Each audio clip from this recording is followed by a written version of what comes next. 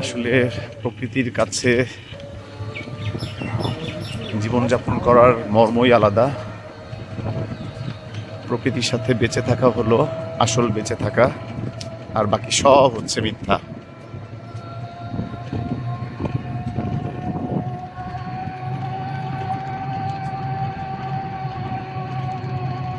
খুব ভালো লাগতেছে জায়গাটা, খুবই সুন্দর জায়গা।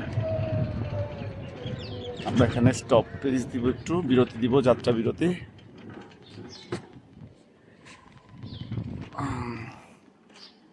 যাত্রা বিরতি দিয়ে চলে আসতেছি আমরা। ওই এই জায়গায় এসে গোসল করতে আসা লাগবে রে। হ্যাঁ, সেই লাগবে জায়গায় গোসল করলে। খুব সুন্দর জায়গা।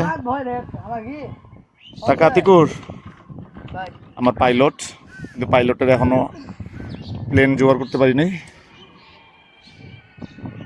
অসম্ভব সুন্দর একটা জায়গা, নিরিবিলি একটা পরিবেশ। এরকম জায়গা যদি ঢাকা শহরে পাওয়া যেত, মানুষ ডেটিং স্পট বানায় ফেলে তো। কিন্তু এখানে দেখেন কত সুন্দর, মানে একটা প্রকৃতির সান্নিধ্য পাওয়া যায়। কোনো কোলাহল নাই, পাখির ডাক, ঘুঘু পাখির ডাক।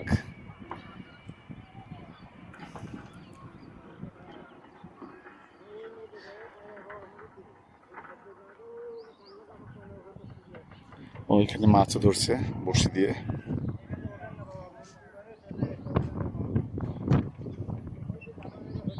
জিজ্ঞেস করি মাছ টাছ আছে নাকি।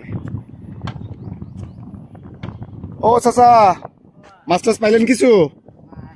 আমি নিয়ে যেতাম আম্মুর জন্য। আম্মু দেশি মাছ খুব পছন্দ করে, আমিও দেশি মাছ খুব পছন্দ করি। এই জায়গাটা দেখে, পানির স্রোতটা দেখে, আর পানি এত সুন্দর পরিষ্কার ক্লিন। ওইখানে আরেক আঙ্কেল আছে, শীত ফালায় বসে আছে। যাক, এত সুন্দর জায়গাটা, মনে হচ্ছে নেমে যাই। একটু গরমও আছে, মানে গরম গরম পরিবেশ, কিন্তু বাতাসটা ঠান্ডা। গোসল করার একটা মজা পাওয়া যেত।